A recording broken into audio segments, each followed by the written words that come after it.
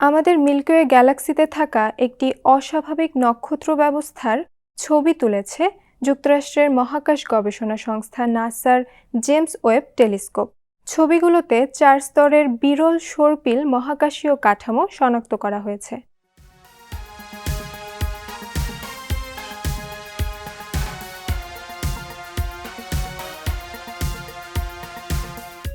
বিজ্ঞানীদের তথ্যমতে এতদিন পৃথিবী থেকে প্রায় 8,000 আলোকবর্ষ দূরে অবস্থিত অ্যাপেপ নক্ষত্র কাঠামোতে শুধু একটি আবরণ শনাক্ত করা হয়েছিল।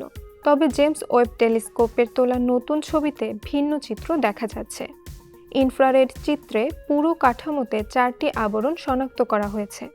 এসব আবরণ গত 700 বছরে দুটি উলফ রেয়েট নক্ষত্র থেকে নির্গত ঘন কার্বন ধূলিকণা দিয়ে তৈরি হয় বলে ধারণা করা হচ্ছে।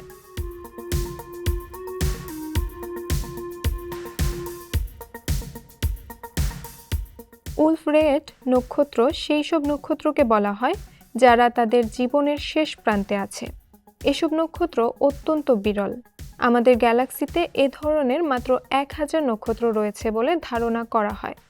অ্যাপেপে এ ধরনের 2টি নক্ষত্র রয়েছে।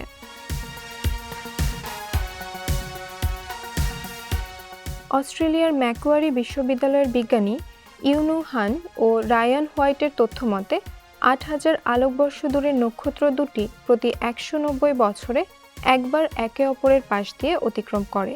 এরপর নক্ষত্র দুটি 25 বছরের জন্য একে অপরের কাছাকাছি চলে আসে, যার ফলে তাদের শক্তিশালী নাক্ষত্রিক বায়ু একে অপরের সঙ্গে সংঘর্ষ ঘটায়। সেই সময়ের মধ্যে বিপুল পরিমাণে কার্বন সমৃদ্ধ ধূলিকণা নির্গত হয়।